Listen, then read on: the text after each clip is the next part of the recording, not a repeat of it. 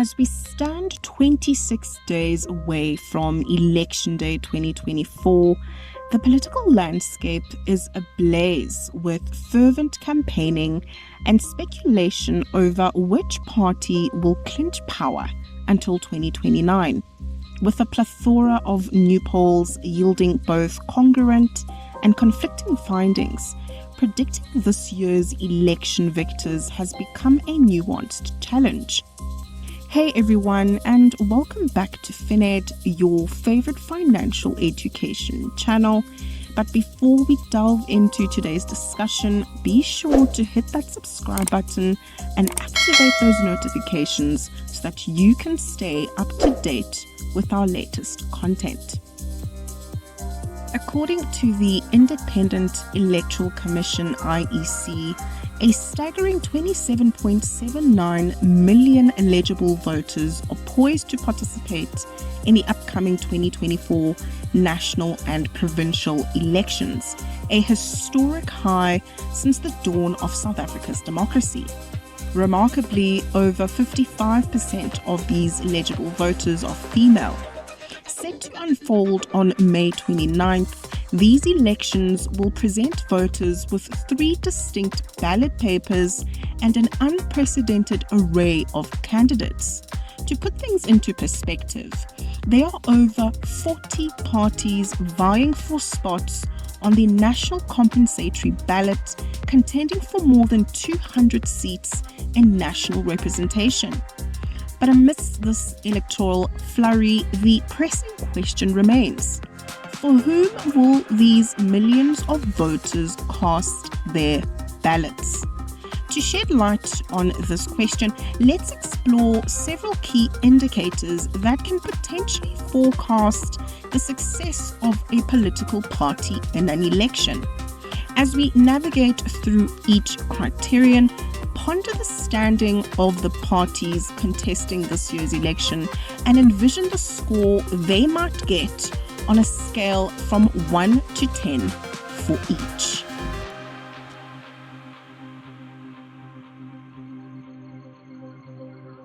Regular opinion polling serves as a crucial barometer of the political landscape, offering insights into the popularity of parties and their candidates. Consistently favorable poll results typically indicate a higher likelihood of electoral success.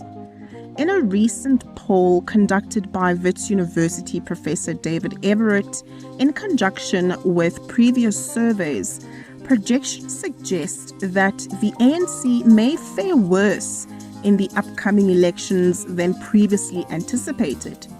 Interestingly, neither the DA nor the EFF seem to be capitalizing on the ANC's losses. The findings reveal that the ANC is expected to secure only 39% of registered voters' support, with the DA garnering 19% and the EFF 16%. Provincial dynamics further complicate the picture, with the ANC polling at 35% in Gauteng and 26% in KwaZulu-Natal. Meanwhile, the DA faces its own challenge, with only 42% of Western Cape residents indicating support, according to the poll. An Ipsos poll corroborates this trend, indicating a decline in support for the ANC to just over 40%. This represents a drop from 40.5% in February to 40.2% in the most recent survey. The DA support saw a slight increase to 21.9% compared to 20.5% in the previous poll. A survey by the Social Research Foundation (SRF) conducted in KwaZulu-Natal suggests that Zuma's MK party could siphon off a significant portion of the ANC support in one of its key provinces. With KwaZulu-Natal boasting the second highest number of registered voters, projections indicate that the MK party could secure 24% of the vote in a scenario with a 66% turnout, while the ANC is projected to garner 25%. Additionally, social media polls conducted by prominent figures like Penny the Black Pen, aka God Pen, offer further insights. For instance, one of his polls suggests that over 3,000 South Africans believe Cyril Ramaphosa will emerge victorious in the upcoming elections. Another poll conducted on April 11th with over 6,000 participants indicate that 33% of the respondents expressed intent to vote for the EFF. It's worth noting that while these social media polls provide valuable anecdotal evidence, their reach is limited by the fact that only a little over 4 million South Africans are active Twitter users as per 2023 statistics.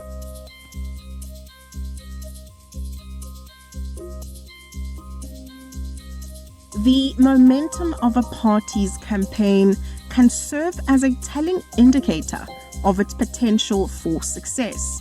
Various factors, including the size and enthusiasm of rally turnouts, the effectiveness of messaging, and a strong media presence, all contribute to building positive momentum.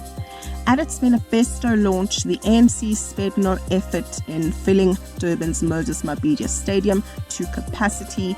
The KZN branch of the party reported an impressive turnout of more than 200,000 individuals, hailing the event as a resounding success.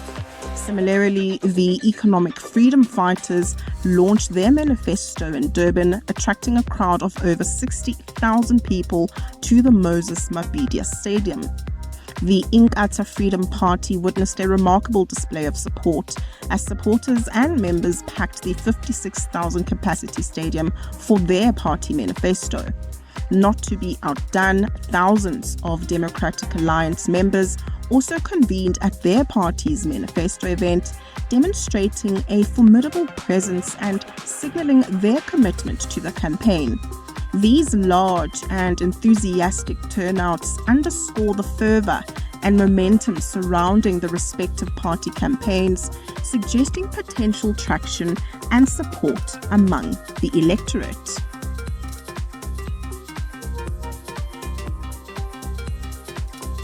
Endorsements from influential individuals, organizations, or media outlets hold significant sway in shaping a party's credibility and expanding its support base.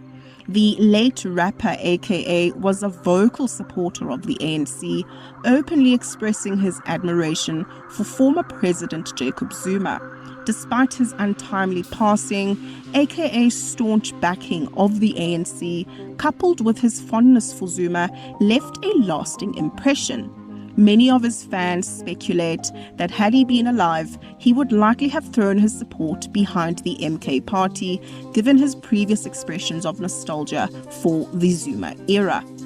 In a recent incident, Bafana Bafana player Teboho Mokoena sparked controversy by publicly endorsing EFF leader Julius Malema. During a televised address at OR Tambo International Airport, Mokoena extended a special shout-out to Malema, drawing attention to his support for the EFF. This public declaration ignited debate and highlighted the impact of celebrity endorsements on political affiliations. Renowned advocate Dalimpofu's affiliation with the EFF exemplifies the influence of individual endorsements. Despite representing political adversaries in high-profile court cases, Mpofu remains a proud card-carrying member of the EFF. His decision to resign from his local ANC branch in Saxonwold and join the EFF in 2013 underscored his alignment with the party's ideology and leadership.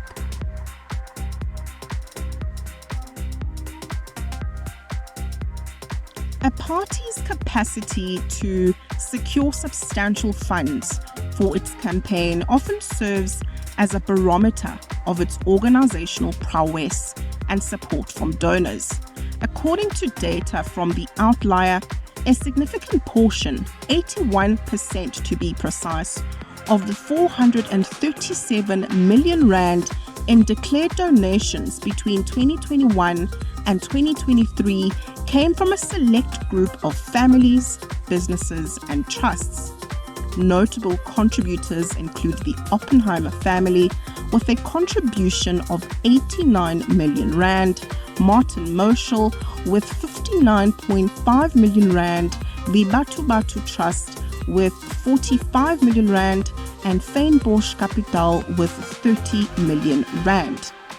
Of particular significance is the combined donation of 149 million rand from Martin Moshel and the Oppenheimers, Africa's third richest family, to political parties between April 2021 and December 2023. This sum accounts for 1/3 of the total 437 million rand declared to the Electoral Commission of South Africa. The breakdown of donations reveals interesting patterns. The Democratic Alliance received 42% of the contributions from the Oppenheimers and Moshel, while Action SA, a relatively new entrant, received 41% of these donations. Musi Maimane's Build One South Africa secured 7% of the funding. Notably, Rebecca Oppenheimer's donation of 15 million rand to Rise Mzansi constituted nearly 90% of its declared funding. Investment companies such as Fynbosch Equiteit and Fynbosch Capital, with Capitec founder Michael Leroux among their directors, also played a significant role. Their combined donation of 65 million rand exclusively benefited the DA, constituting 1/3 of the party's total funding. These figures underscore the influence of affluent donors and entities in shaping the financial landscape of political campaigns and underscore the importance of fundraising prowess in electoral success.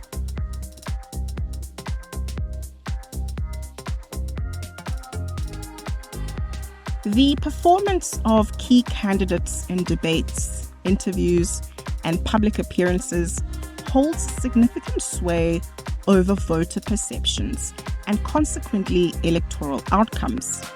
Chris Pappas emerged as a surprise contender during the campaign for the 2021 local government elections. Despite being relatively unknown, Pappas made waves with his fluency in isiZulu, a rarity among white South Africans. TV reports and social media videos showcased his adeptness at addressing many rallies and gatherings in the rural KZN Midlands, garnering attention as the DA's mayoral candidate for Umgeni local municipality. This unconventional approach, coupled with other factors, proved successful as the DA managed to wrest control of Umgeni from the ANC, which had previously led the municipality but struggled with internal strife and faltering service delivery. Julius Malema, a media darling, commands attention with his adeptness at engaging journalists and working a room. The EFF's press conferences draw online crowds in the thousands, with major media houses consistently sending journalists to cover the events. The charismatic presence of Jacob Zuma remains a formidable force, drawing sizable crowds during public appearances, whether campaigning for his MK party or rallying support outside courthouses amid legal battles with the NPA. Zuma's ability to connect with supporters, often through song, underscores his enduring appeal. Other notable mentions include Mpho Takata of Arise Mzansi, who impresses with his poise and articulation in interviews and podcast platforms, and Mkhuleko Hlengwa of the IFP, whose role as chairperson of the Standing Committee of Public Accounts showcases his leadership and expertise. In sum, the performances of these key candidates resonate with voters, shaping their perceptions and influencing electoral outcomes.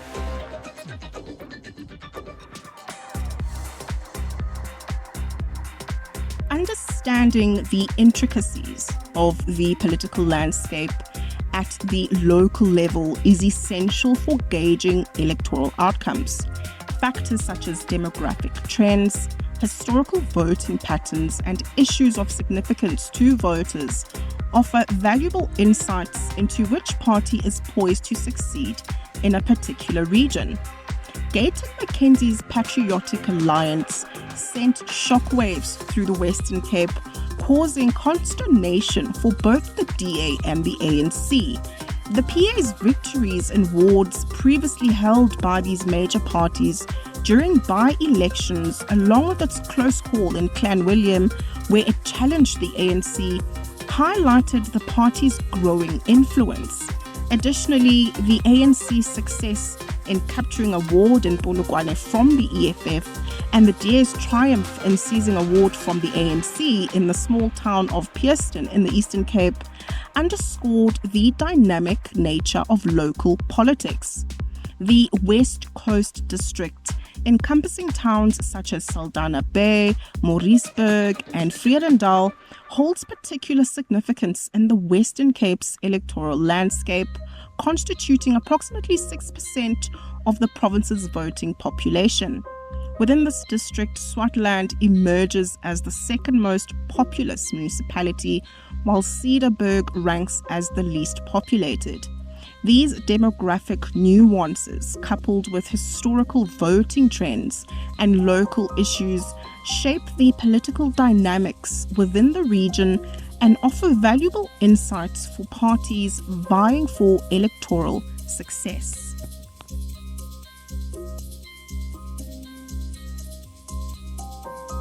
A well-organized ground game comprising voter outreach, door-to-door campaigning, and get-out-the-vote efforts holds immense potential to sway close elections by mobilizing supporters and ensuring high turnout among the party's base. Throughout this election season, numerous videos have circulated on social media showcasing door-to-door campaigns conducted by major political parties.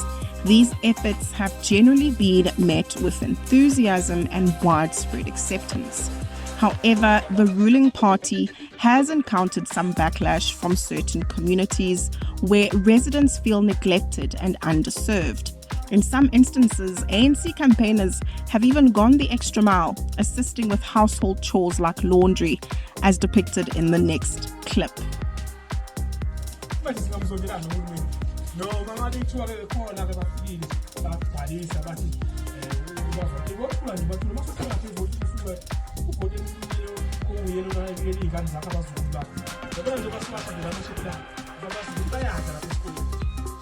Given these observations, it's crucial for each party to assess its ground game strategy and effectiveness in mobilizing support. While we haven't explored all 40-plus parties and their candidates in this video, it's evident that a strong ground game can significantly impact electoral outcomes. As we conclude today's discussion, we invite you to share your thoughts in the comment section. Who do you believe will emerge victorious in this year's elections? And how would you rate your party's performance on these 7 key indicators that we went through today? Thank you so much for tuning in, and we look forward to seeing you in the next video.